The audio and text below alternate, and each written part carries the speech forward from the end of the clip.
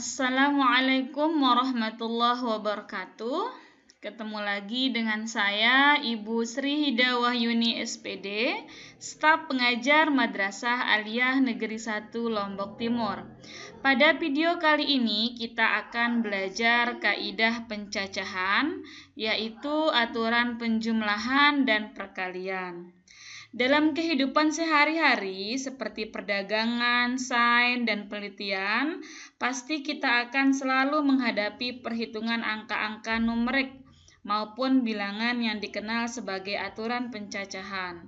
Untuk memudahkan perhitungan, biasanya kita menggunakan kalkulator ya.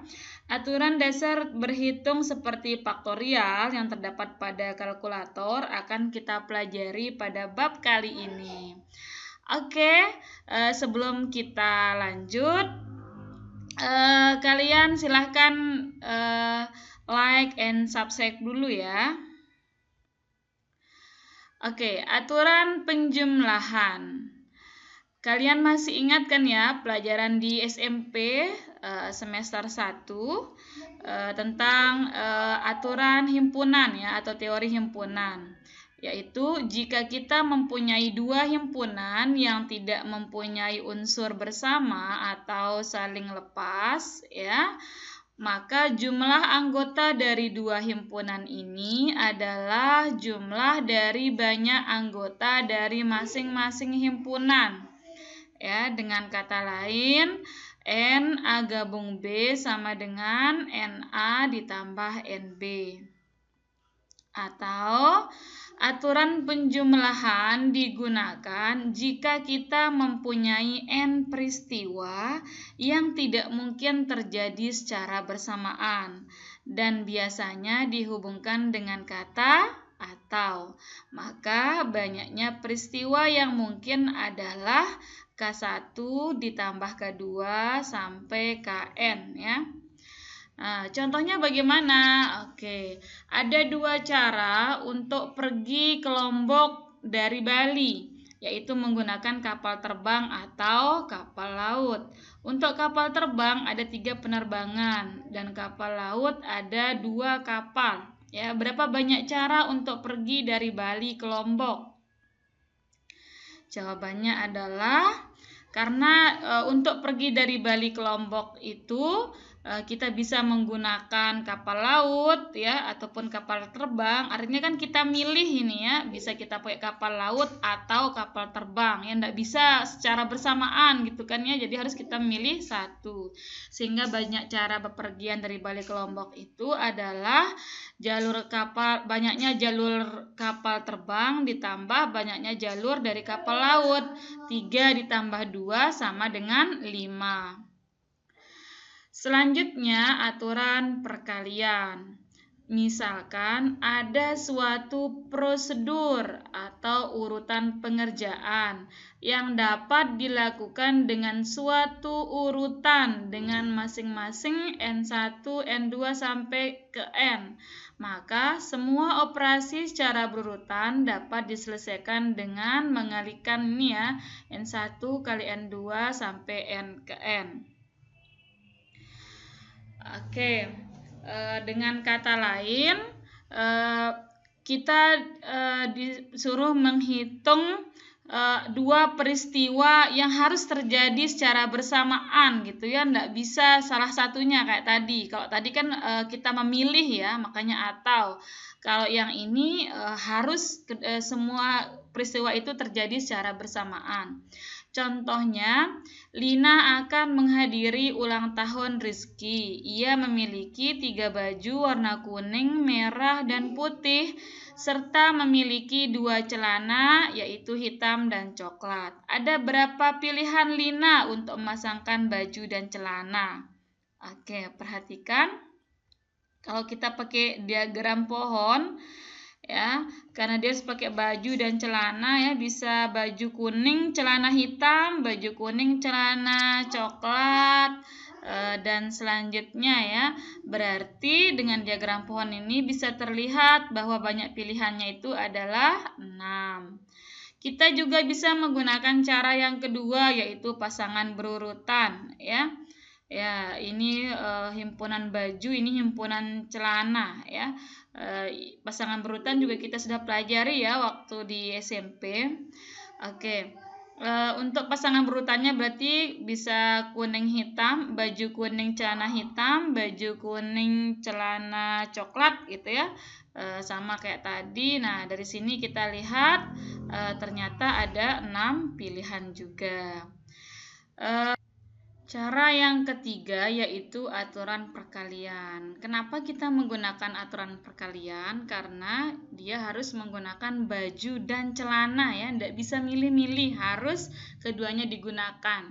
Oke, maka kalau tidak bisa milih berarti harus kita gunakan perkalian ya, aturan perkalian. Ini banyaknya baju dikali banyaknya celana ya, 3 kali 2 sama dengan 6 pilihan. Jadi di antara ketiga cara tadi ini mungkin cara yang paling singkat ya, aturan perkalian. Lanjut ke contoh berikutnya. Ani akan pergi ke rumah Cantika dan harus melalui rumah Budi. Dari rumah Ani ke rumah Budi ada 4 jalur dan dari rumah Budi ke rumah Cantika ada 2 jalur. Ada berapa cara Ani pergi ke rumah Cantika melalui rumah Budi? Oke, perhatikan diagram berikut ya. Untuk memudahkan kita, ini Ani untuk ke rumah Budi ini ada 4 jalur ya, dari Budi ke rumah Cantika ada 2 jalur. Karena dia harus melewati ini ya, melewati jalur dari Ani ke rumah Budi baru ke rumah Cantika, melewati rumah Budi maksudnya, maka ini adalah proses perkalian ya. Yaitu banyaknya cara adalah jalur dari rumah Ani ke Budi dikali dengan jalur dari rumah Budi ke Cantika, yaitu sama dengan 8. Contoh yang ketiga, dari angka 3, 4, 5, 6, 7 akan dibuat bilangan ratusan. Berapa banyak bilangan ratusan yang terbentuk jika angka boleh sama ya? Yang pertama, yang B genap dan berbeda, yang C lebih dari 500. Oke, kita jawab satu persatu ya. Yang pertama, angka boleh sama. Apa sih maksud angka boleh sama itu? Maksudnya adalah misal kita bentuk angka 333. Ya, ini kan semuanya terbentuk dari angka 3 atau 424. Boleh ya, karena ada 4 yang 24 yang berulang ya, angka 4 yang berulang.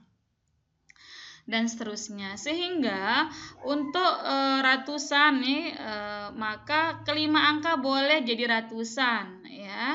Ini kan 3, 4, 5, 6, 7 ini banyaknya ada 5 angka ya.